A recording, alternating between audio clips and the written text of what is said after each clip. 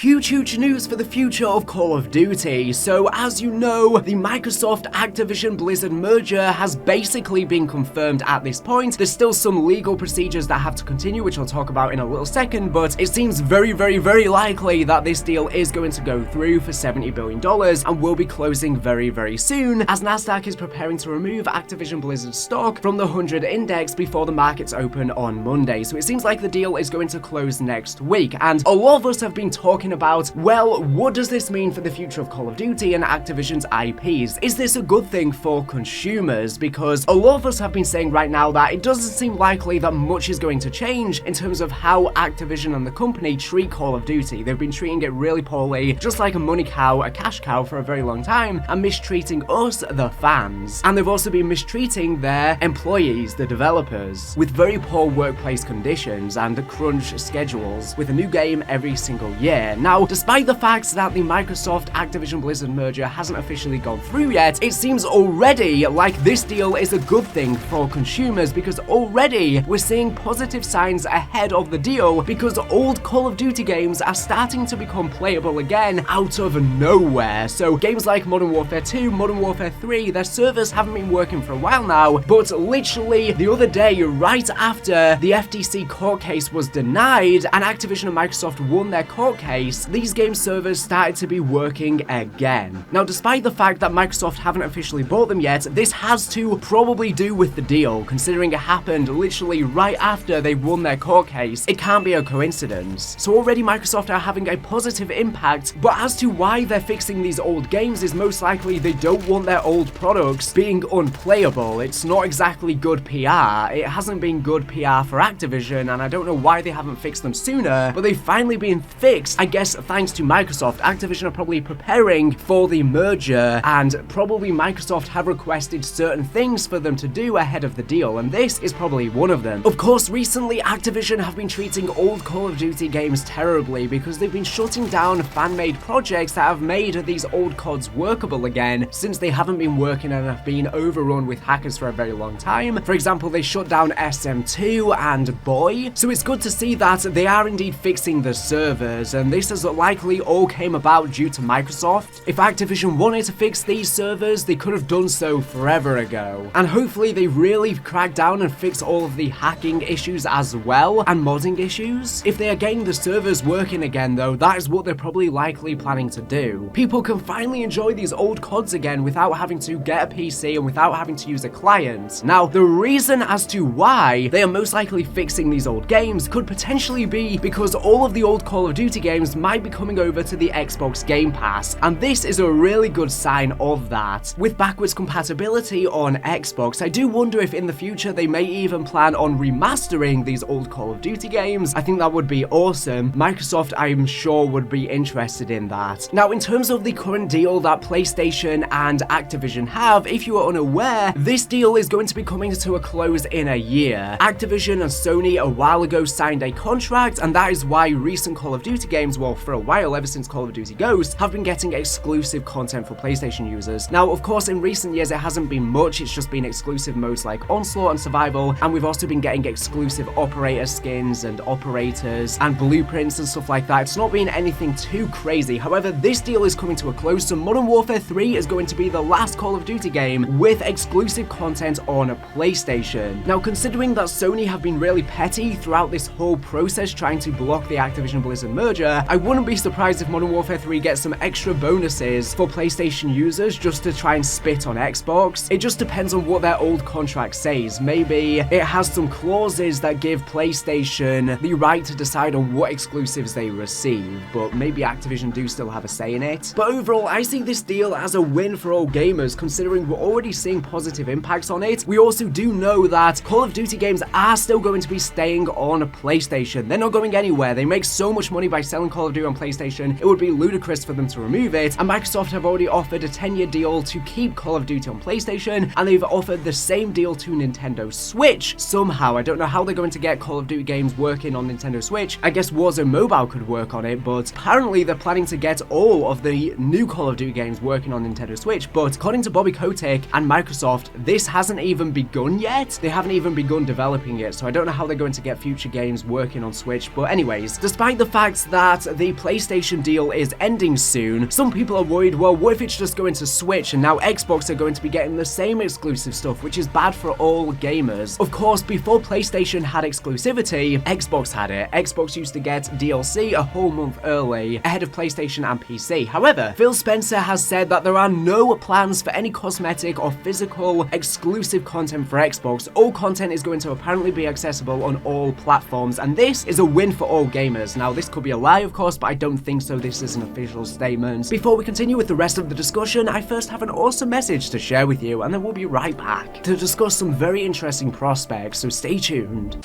Are you ready for an extraordinary adventure? Get ready to dive into the epic world of Ragnarok Origin, the mobile MMORPG where fantasy becomes reality. I would like to express my heartfelt gratitude to Ragnarok Origin for kindly sponsoring this video. Picture this, an awesome anime adventure awaits you in an online open world environment. In this immersive fantasy story, you are the hero destined to shape the fate of this magnificent realm. Brace yourself as you step into a vast and mysterious world teeming with legendary creatures and epic characters. Get ready to fight, train and unleash your full potential. Prepare to be captivated by the beauty of Ragnarok Origin's stunning landscapes, diverse legendary kingdoms, towering empires, mythical dungeons and majestic castles. Each location is steeped in rich narratives and history, begging to be explored. Can you uncover the secrets that lie within these ancient walls? Let's talk about the game's incredible features. Firstly, you'll have access to a vast array of weapons with improved strike motions. Feel the power as you wield these mighty weapons and vanquish your enemies with style. But remember, no hero can conquer alone. Along your journey, you'll meet unforgettable friends who will stand by your side, ready to face powerful foes and overcome any obstacle. Enjoy unique raids, challenges, and engrossing stories with your comrades. Everyone has a crucial role to play. Whether you prefer to be a mighty tank, a formidable DPS, or a reliable supporter, there are countless skill choices that will suit your playstyle. Choose your path, embark on different missions, participate in thrilling events, and complete daily quests to earn valuable rewards and enhance your character's abilities. Prepare to be mesmerized by the game's high-quality, cute visual graphics, offering a seamless blend between 2.5D and 3D views, immersing you in a visually stunning world like never before. But it's not just about the looks, the game also features lifelike weather changes, adding a layer of realism to your adventures. Customization is key. Upgrade and personalize your weapons, armor, and magic abilities to match your unique playstyle. With high freedom to manipulate and grow your characters, you can truly make them your own. Take your character's power to the next level by earning and enhancing your abilities, making you an unstoppable force on the battlefield. Prepare for an epic adventure that stretches across the vast continent of Midgard. Join a group of extraordinary heroes as you set out to uncover the secrets of the land of Rune Midgard. Collect, train, and evolve powerful warriors who will fight alongside you in epic monster battles. The fate of this world rests in your hands. If this exhilarating game sounds like something you would be interested in, you can check it out via the link in this video's description. Prepare to be enchanted by the deep and beautiful world and embark on the adventure of a lifetime. Now, in terms of what is going to be happening with the Microsoft Activision Blizzard merger, like I said before, it seems like it's going to be going through, but although the FTC recently lost their court case, they have filed an appeal. However, it's very unlikely that they will win, and it's a complete waste of tax money. They don't really have a case. Even the judge in this prior lawsuit said in their closing statements that the FTC mainly argued a case as to how the deal would hurt PlayStation/Sony and didn't really argue so much as to how it would hurt the consumer. And even Bobby Kotick came out and said that it doesn't make sense for them to file an appeal because it's just a waste of taxpayer money. And I guess he said something right for once, that slimy gremlin. Dude's literally appearing on interviews looking like this, like at least groom yourself a little bit better considering you have all this goddamn money. He's literally getting hundreds of millions just for this merger going through. But regardless of the fact, yeah, the FTC likely aren't going to win their appeal because they would need to get the 9th Circuit Court to give a decision on this appeal before Friday, and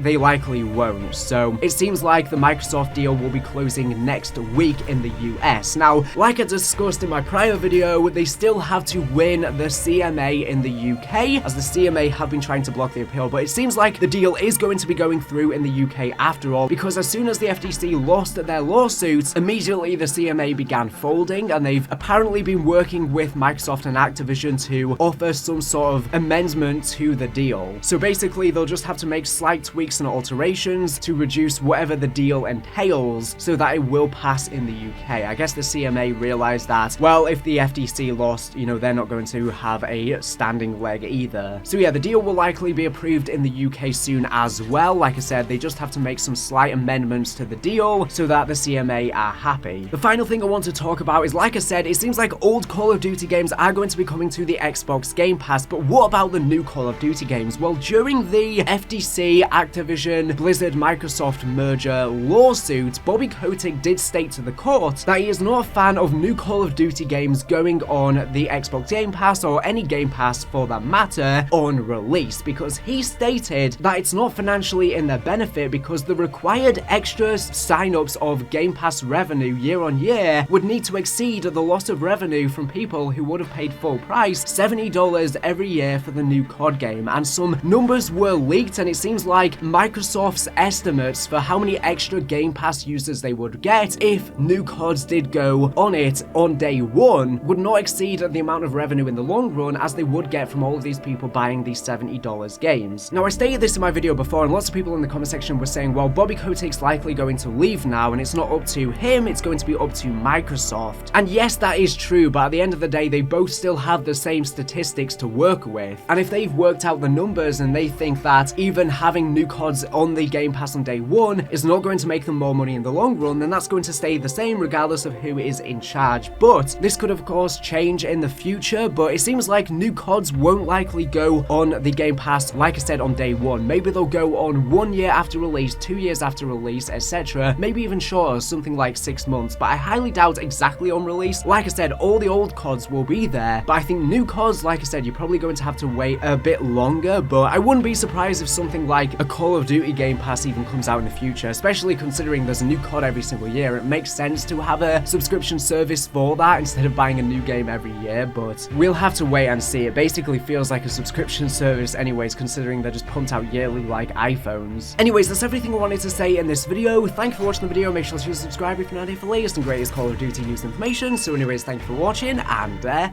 bye.